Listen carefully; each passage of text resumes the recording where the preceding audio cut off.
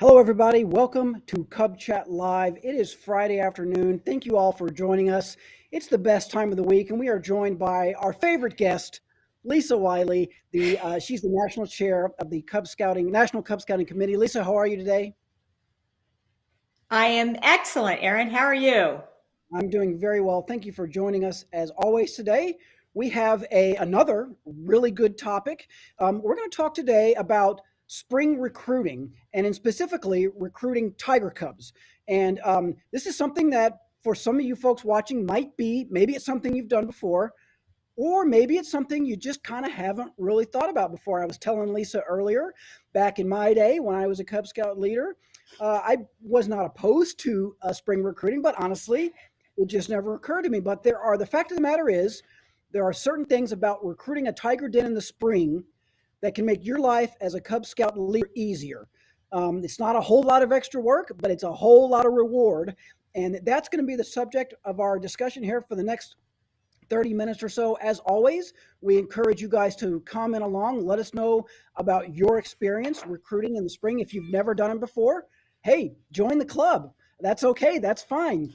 Let us know what you think about it. If you have done it before, of course, we always love to hear recruiting success stories, right? So let us know if you have been able to successfully recruit some tiger cubs for the next fall. So maybe we should start, Lisa, by kind of explaining who exactly we're talking about, right? We're talking about young boys and girls who are going to be tiger cubs next fall. So these boys are currently and girls are currently kindergartners. Tell us how that In works, Lisa. kindergarten. They're in kindergarten. So think about this. Think about your spring recruiting. And I'm with Erin. My husband and I were running our Cub Scout den, we did not do spring recruiting. We were tired. But as we grew older and as I've gone through the membership thing and the program thing, I'm like, gosh, it would have been nice to get started in the spring so it would make my fall go a little bit easier. So when we talk about recruiting tigers in the spring, we're talking about current kindergarten kids. So visiting a kindergarten classroom, both boys and girls, be shocked. Most people in the United States do not enroll girls into the Cub Scout program. They don't. So there's an opportunity in and of itself. But by looking at these kindergarten kids, you can go ahead and get their name, take names, take numbers, talk to their parents, and then be ready to go with their registration on June 1st. Because June 1st is when our program year starts. Typically, a council sometime that first week of June will press the magic button and convert all the kids that are currently registered and move them up. It's kind of like, think about in school, they are rising first graders, they're rising second graders. So what do you call your kid in between kindergarten and first grade, right? They've left kindergarten and they're going to go to first grade in the fall. You call them a first grader. So that's why we're talking about tigers in the spring that are actually kindergarten kids right now. June 1st is that magic date that they can get started being a tiger. So to be clear, Lisa, on kind of the technical aspects of how this works, some schools might get out before June 1st. Are you suggesting Mm-hmm. or saying that you should not turn in that paperwork, that new member paperwork until June 1st, or can you turn it in early, or what, what the rules are there? You know what? That's a great question, Erin. And that is up to the individual council. I would definitely reach out to your district executive, reach out to your council, maybe reach out to the person who does the membership at your council, enters everything. And have a conversation. It's so important to have a conversation. This is what I plan to do. I'm going to have this registration for these currently kindergartners. They will be first graders. What do you want me to do with that registration materials? When do you want me to put it in online? Because I love a good registration online, right? It makes it easier for everybody else. But I have a group of kids that are ready to go. How do you want me to handle this? Because like I said, June 1st is the date that we pick as are the beginning of our program year, but I know not all councils do that. And I will say my kids growing up, we were in the Seattle area. They didn't finish school till late June. June 24th, June 25th is when we would finish up school, right? So I knew that the council was doing their thing and kind of rolling all the kids forward, but that's paperwork, and then there's the actual program, right? So we would finish up our program mid-June, but knowing that the next fall they would get started with their next rank. So hopefully that clears that up. Work with your council, work with your district executive. Absolutely. Excuse me. Very good, Lisa. So I think we've kind of established what we're talking about here. We're talking about recruiting Tiger Cubs, rising first graders, as Lisa said, for the next fall. Again, we encourage your comments. Let us know what kind of experience you've had. We've already got a few folks commenting. Our good friend Rob here from the DFW area says that spring was always their best recruiting time for Tigers when he was Cub Master. Rob and I were Cub Masters around the same time. Lisa, typical Rob to be ahead of the game. As per usual, he was thinking way more forward than I was. Rob also notes that at our council here, which I probably circle 10, that click of the button that Lisa was talking about happens on the second Saturday in June. That's how they choose to do it. Shout out to Rusty from Pack 84 in New Philadelphia, Ohio. Thank you for watching, Rusty. Again, everybody, we're talking about recruiting new Tiger Cubs in the spring, not necessarily waiting into the fall, talking about getting a head start in the spring and how that can make life a lot easier for you guys. One more thing that we probably need to clear up, Lisa, as we get into this conversation. What about lions? We're talking about tigers here, but now, again, when I was a Cub Master, there were no lions. I think probably the same as for you. I think the same as for Rob. Right. There are lions now. Do they apply here? How does that work? Well, they cannot join until school starts. That's the way that the BSA program is set up, and that's why we do not recruit lions in the spring, because we specifically wait for them to enter kindergarten, right? So they cannot join Cub Scouts until the fall. So that's why we don't talk about lions in the spring, and that's why we focus on the current kindergartners, which are going to be in the Tiger program in the fall. Got it. Okay. Very good. So when it comes to fall recruiting, lots of folks watching have probably done school nights in August or early September or something like that, where we've done shows on that. We've talked about that before, but let's talk about how to recruit Tigers in the spring. I guess you probably could have a join night. I don't know, Lisa, give us some thoughts on recruiting Tigers in the spring.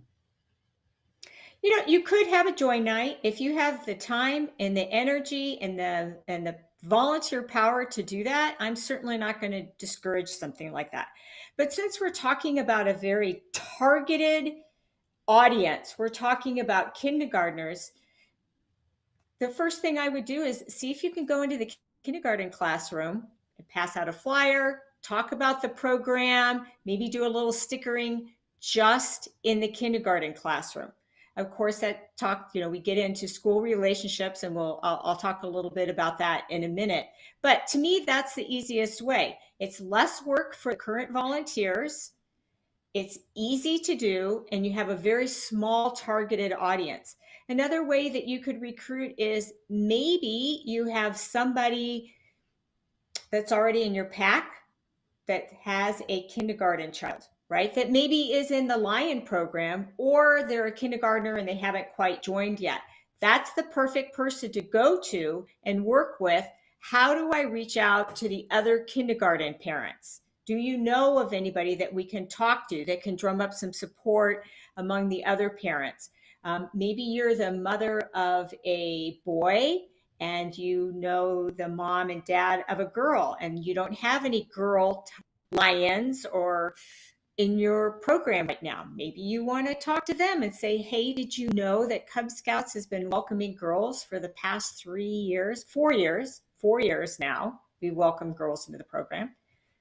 Maybe this is something you want to have a conversation about. Have them over for dinner, talk to them a little bit about that. So, and then going back to getting into school access, there's a whole bag of tricks there. That's all about building a relationship, right? You may or may not be able to get into your school. So think about ways that you could get into that classroom or just access to those kids, building a relationship with the front staff or at the school, or maybe talking to the school principal, asking them about what you can do to help them. Never go into the school and say, "Hey, sorry about that. I forgot to turn off We're my." doing a live video, That's guys. Hey, horrible. sometimes happens. I know, My right? my So things dog my happen. dog loves to join our live videos, as does Lisa's phone. It happens. No worries, Lisa. Oh, I'm sorry. I'm sorry. And it was just a scam. It wasn't even important. But think about this: is if you don't have school access right now, think about the fall. And do you want to have school access? And you shouldn't be going into the school to ask for something at this particular point. You should be going into the school administration and saying, "What can we do for you? We're here. We have this amazing program that welcomes boys and girls, helps them with character development, leadership development, personal fitness, and citizenship. What more do you want? And what can we do to help you?" Yes, excellent. I think that I probably speak for a lot of Cub Scout volunteers when I say that when it comes to recruiting a new Tiger Den in the fall, it can be a little bit stressful. I was always pretty comfortable with the school night and talking to folks and selling the Cub Scout program, but there's that little bit of stress that goes along with that when you're thinking, we don't have a Tiger Den yet. We're creating one from scratch. We got to make this happen. Just imagine if you go into your school night for scouting in August or September and that's already done. You don't have to worry about that. All you've got Right? to do is sell the program, which is easy if you're passionate about the program, like most of us are, right? And we're also going to talk a little bit here in just a bit about finding a Tiger leader. Don't think we haven't forgotten about that. We are going to address that. Lisa, we've got a question that I want to answer, and this is a very good question. We actually addressed this last week. Our good friends Gina and Wendy discussed this last week, but I think it's worth mentioning this again. This question comes from Jeremy, who says that they've done spring recruiting the last 2 years. They find it difficult because all of the other kids in the pack are almost done with their requirements, so they're Mm-hmm. getting Mm-hmm. rewards while the new kids aren't. That is a fair question, Jeremy. I'm really glad you asked that. You should go back and watch our video last week, but let's just talk about that real quick now, Lisa. I believe our philosophy is you don't have to worry about trying to catch them up. Don't. It's not about No. advancement and stuff like Oh, that. It's just about getting folks involved in the pack. Go ahead. right, right. And you know what? Especially during the summertime, I am a huge advocate for just going out and having more fun than usual. Because we should, as a Cub Scout program, we deliver our program through advancement. It's kind of a lesson plan for den leaders. You have to remember that the vast majority of den leaders are parents or grandparents, and they are not educators, right? So we give them this content to help them keep the kids busy and have fun. That's the number one thing. But seriously, take a take a let advancement take a back seat during the summertime, right? Just go out and have some fun. And I know I find it interesting that he was asking about, if I get these kids registered in the spring and they attend our pack meetings and they're not getting advancement insignia. That's a great question. What I would do is, why aren't they getting something, right? If they sat down and did the adventure with the other den, or they formed a new den and they're doing the adventure, just give them the insignia. They don't have to worry about rank advancement.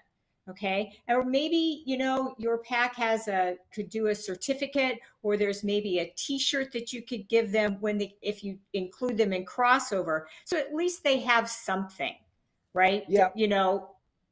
I'm just saying, be Right. creative with it, right? Right. You know, advancement is a method to deliver our program. It is not the aim of our program. And we need to be really cautious about leading with our advancement program. Because, like I said, it's just a method, just like the uniform is a method to deliver our program. What we really want to focus on are the aims: the character and leadership development, the personal fitness, and the citizenship.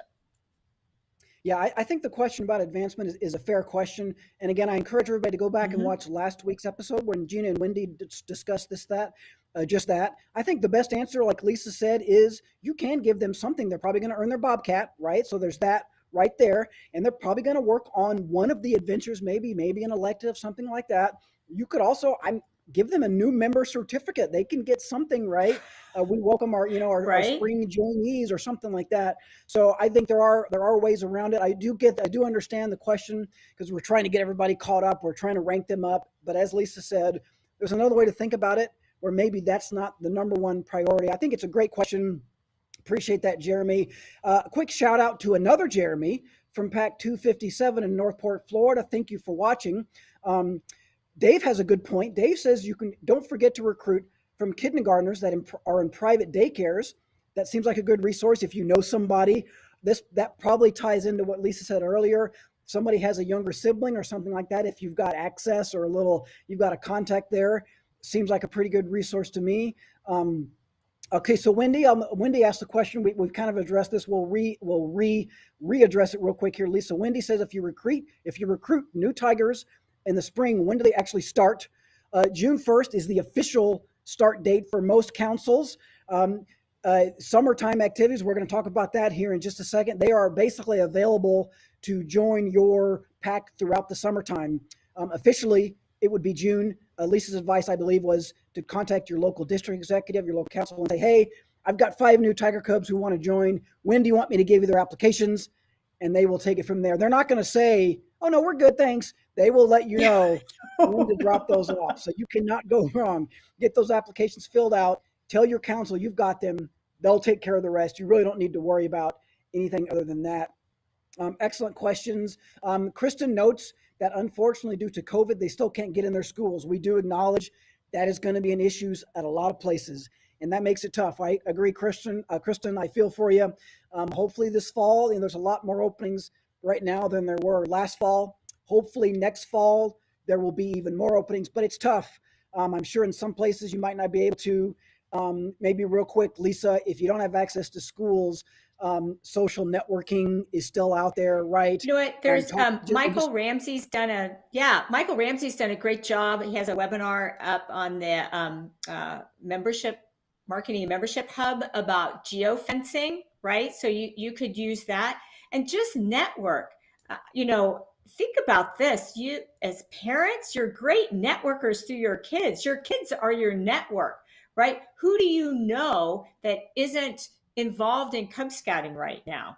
Just go to the friends of your friends and just start, hey, we've got some summertime activities going on and we'd love to have you join us, right? If somebody has a backyard pool party or a barbecue, or your pack is hosting a bicycle rodeo or a fishing derby, invite them along. Super informal, right? And they don't have to actually join. This is more of a recruiting effort for next fall. But even if you're doing something in the spring as a pack, get the word out, right? Hey, we've got this going on, and we're opening it up to everybody. It's not going to be our private little Cub Scout pack club.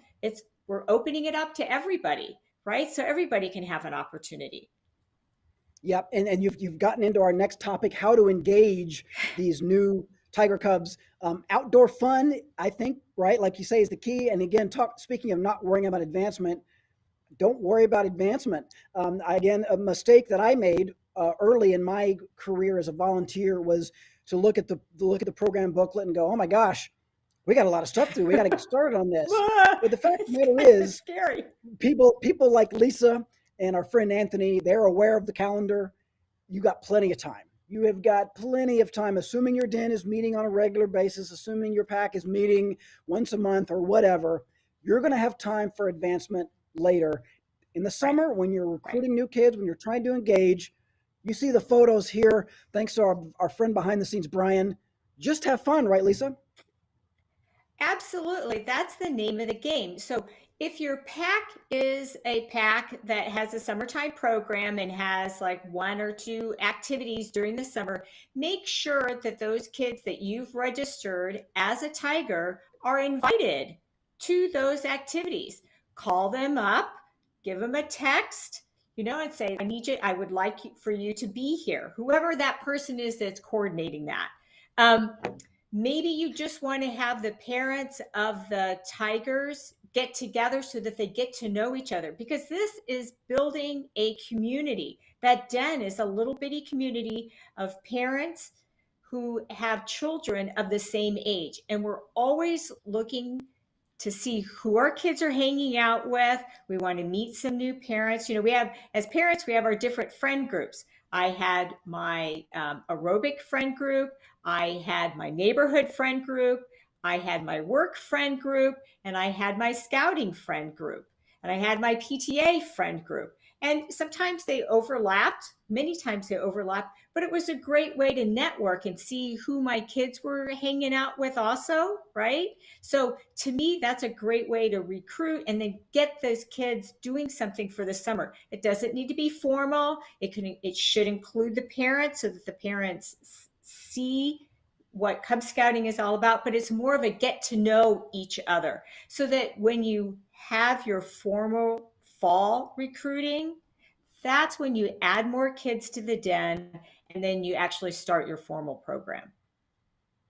Yeah, and a great resource is most likely going to be your council or district summer camp, maybe called day camp, Yep. twilight camp. I remember my mind being Yep. blown when I learned that in as you can, rising first graders can attend a day camp or a twilight Yes. camp in the summer Yes. before their first. I mean, what a great introduction to scouting! You recruit them, and you're telling them you're going to do BB guns, archery. You see right here.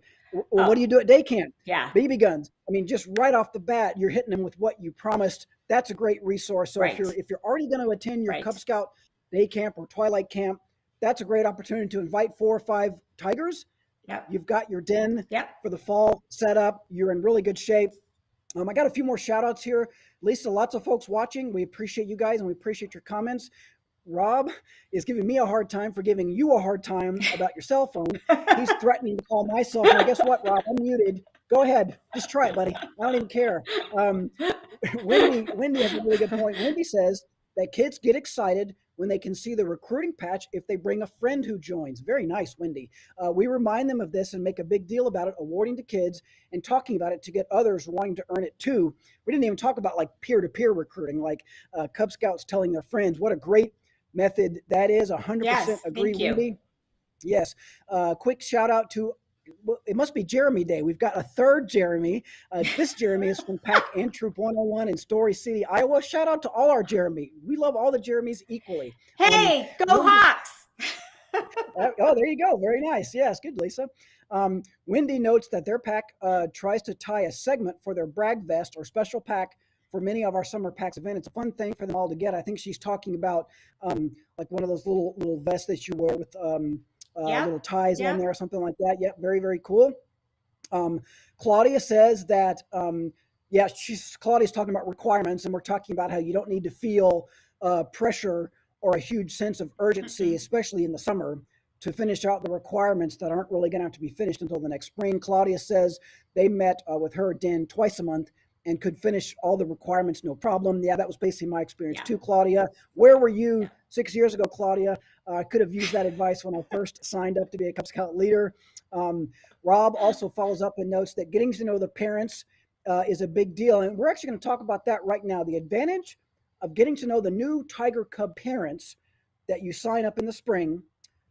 One of your Tiger Den leaders is going to probably come from that group in the fall. Lisa, let's talk about that, because again, when you join, when you form a Tiger Den from scratch in September or whenever it is, there is a little bit of pressure. Okay, guys, which one of you wants to be a leader, right? There's a little, we've got 2 weeks to decide. It's a little bit nerve-wracking, I think, for everybody. Lisa, what's the alternative though when you recruit kids in the spring? How does that work?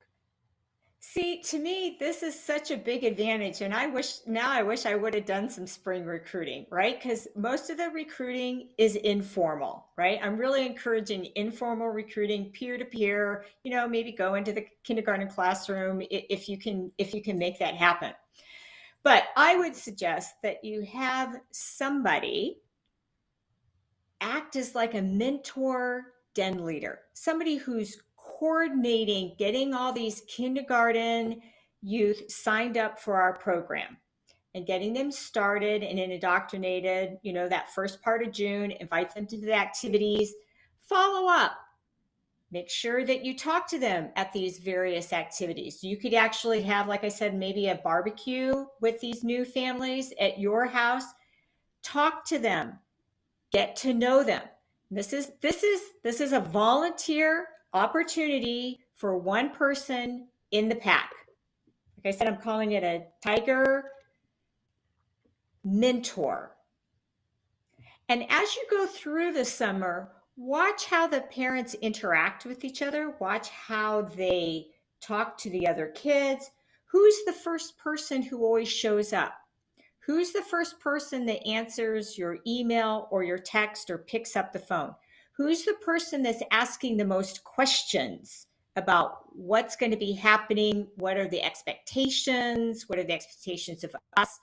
Right? It's an opportunity for you to remind everybody that we're a volunteer organization. We're run by volunteers. Everybody will be doing some volunteering. And remember, at these activities, tigers come along with an adult partner, so they know that they have to register as an adult partner. So that by the time school starts and you're thinking about having your more formal fall recruiting effort, you should have a pretty good idea of who the den leader is going to be, right? And I can't tell you exactly the characteristics you're looking for, but you kind of feel it and you kind of see it based off of what you as the mentor den leader has done over the fall, over the summer, and kind of explain to them how the program works. We give them a handbook, right? They have a handbook. They can see its layout for them, especially if we use the den leader experience, which is the tool that sits on top of Scoutbook. It's like Scoutbook on steroids, and it's very prescriptive. And if you can share that with them, look, we have a tool that tells you exactly what to do for each of the den meetings. It calendars it out for you. It gives you the things you need to get done before the den meeting, how to run the den meeting, and after the den meeting, you push a button and it updates the advancement record. And if you, to me, then you've identified that person after activities in the summer, and you're like, do a formal ask. Hey, I see that you are interested. I see you really well with the other parents. Would you consider being a den leader?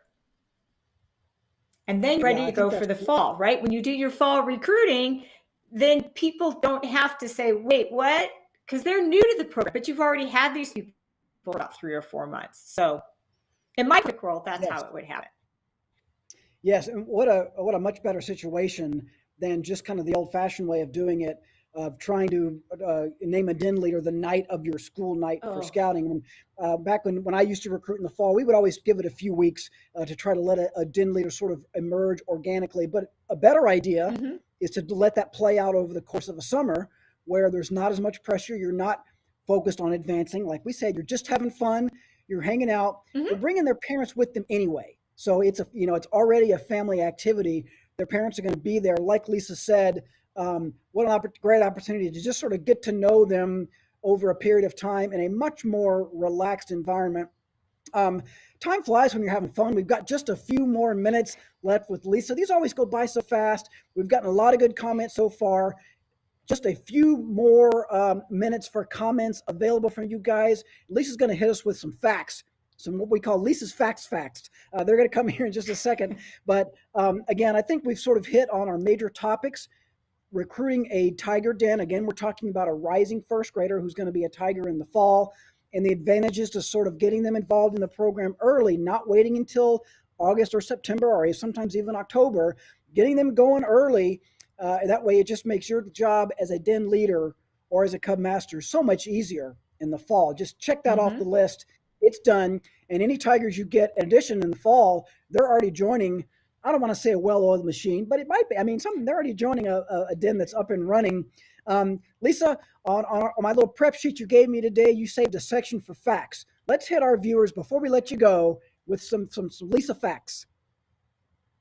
So the fact is that the Boy Scouts of America recruits more first graders each year than any other grade level or age. We recruit more first graders, and then the second year is second graders than any other age group across all of our 6 programs. So as my husband likes to say, fish where the fish are. So that's why I spend so much time talking about recruiting tigers because you're going to have more success there for the same amount of effort. And the second fact that I'd like to share is that the number one reason that people leave our program is because of poor leadership. And for us Cub Scouts, to me, that means they had a poor den experience. There wasn't a den leader. So we aren't doing a good job at choosing a den leader. So that's why I think spring recruiting can help be one of the solutions to that problem, is letting these people kind of dive into our program and experience our program without a leadership button on their back. Let them kind of lean into it.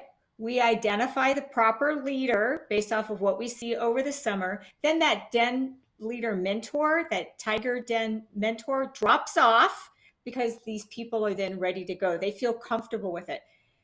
We, as an organization, our entry to leadership is typically being a den leader. And that is where the rubber meets the road in the den meeting. And if we don't do a good job of getting these den leaders onboarded and on a path to success, they not only impact themselves and leave a bad taste in their mouth about us, they impact all the other kids in the den. So our job is for them to pick the right leader and have them get on the path to success. Yeah, I think maybe the fact of the matter is we all know somebody or have heard stories about someone who became a den leader, not because they were really excited about it and wanted to, but they felt maybe like they were pressured into and had to. And these are folks who probably otherwise might have been fine. But, these are the kind of dens that probably maybe there's more of a chance they don't make it, right? And I don't blame them. I mean, Right. No one wants to do that. Right. So maybe that's the biggest takeaway of all from our conversation today, Lisa. Man, get that process going in May, in June, in July and August. And you've got a den leader who already knows the program, already knows you, right? They don't necessarily know you. Mm-hmm. They don't know the Boy Scouts of America. They don't know what Cub Scouts are. Hey, if they get involved in Nope. May and June, by the time September comes around, they know you, they know the program, they've been with the other families. Yeah. They're like, hey, these people aren't so bad. I love the idea of a coordinator of fun. Perfect, because that's really is. Anybody who's been a den leader knows that's what it is. It's not about we got to get these requirements done. It's about having fun and bringing everybody together as a family, things like that. So great conversation today, Lisa. I want to give one more shout out. I don't want to let David go. David's from Pack 77 in Charlottesville, Virginia. He's got a good suggestion of summertime activities. They have Scouts Day at their local Valley League baseball team, which is a college summer baseball league. Very cool. That's an evening activity, not too hot. Probably a visit to a local spray ground. I think like a splash park, a water splash park. Very good. They do that on a Saturday during July, nice and hot. Perfect. They have a fishing morning that they do on one of their volunteers' property. There's probably a pond out there. Perfect. Awesome. Oh, love All it. these events Love are it. free, low key. They encourage their families to bring a friend or two. It's not about checking off achievements, right? It's about getting out and having fun. As soon as I say that's the last shout out, we've got more people. Kristen, thank you for watching. Kirsten says, if you were to invite kids to a Tiger Den, okay, this is a great question. Hold on. We're going to close with this question, Lisa. Okay. Shout out to Todd from Troop 601 in Farmingdale, New York. He's an assistant scoutmaster. Todd, we appreciate your service. Amy notes that they recruit year round. Our last question of the day, Lisa, comes from Kirsten. She asks a great question. If you were to invite kids to a Tiger Den meeting, so you're inviting guests maybe who have never done this before, like they don't know you, they don't know the program. Is there any adventure or activity you would recommend the most for that meeting? Wow, that is a great question. It is a good question. Oh my gosh. Okay, so I can't say exactly what elective adventure. So first of all, it would need to be an elective adventure, right? And then secondly, what I would do is whatever you do, make sure that the kids are up and moving and doing something with their hands and their body, right? So it could be something as you don't even have to do an elective adventure. If that's what you want to do and you want to hand them something at the end, then, go for it. But have something for them to actually be doing. They don't like to be sitting, right? We are supposed to be the fun people. They are learning through fun. We have a lot to teach them, but it's all through fun. So that could be an obstacle course. It could be in an obstacle course inside your house or outside your house, right? The house that I left behind in the Seattle area had some dents in the wall from some pretty rowdy den meetings. Right? So whatever you do, I get her question, but it's whatever you do, make sure that the kids are up and they're moving and they're interacting with each other, because really what you're doing is you're building a team. And whatever you do to make sure that the parents are involved, that the parents are doing the same activity as the child. They're not, what you want to do is make sure that they're not standing around watching this happen, having their own little side meeting while you're doing everything. The parents need to be actively involved. Excellent thoughts, Lisa. I would just add that maybe some of what's good about the Cub Scout program, the adventures, the electives, and the requirements is they involve things that we do in Scouts anyway. Going for a walk, a hike outdoors, riding a bike, going swimming. You can check off requirements for those things. Families are involved. Everybody's having fun. Even if you've already done it, even if some of the Tigers have already done that earlier in the year, Go for another walk. It's fine. Go have fun if they enjoyed it. Go swimming. Whatever it is. I think Lisa makes a great point. Definitely want it to be something where the families, the parents can also participate. Our pack and Dan really love to go on hikes because I say hikes. Some of them are walks. You're just going for a very short walk. The parents walk along. The kids walk together. They have time to talk, get to know each other. That's our recommendation. Kirsten, let us know what works out for you. Last couple of shout outs to Claudia, who comments in. They do movie night, a splash pad, ice cream social, 4th of July parade, game night, slumber party. We got a lot of good comments today. A great discussion. Thank you all for watching. Lisa, any closing comments before we let the folks go? I just would like to reiterate, fish where the fish are, because they're in kindergarten. They're going to be first grade. That's the easiest time to get them. Do something with them over the summer, so that way you have a successful and easier on you fall recruiting season. Yes, agreed 100%. Great talk as always, Lisa. Thank you for joining us on this Friday afternoon. Time goes by so fast when we're having fun during Cub Chat Live. Thank you all for watching at home. Enjoy your weekend, and we will see you next week. Bye, everybody. All right. Bye, everybody.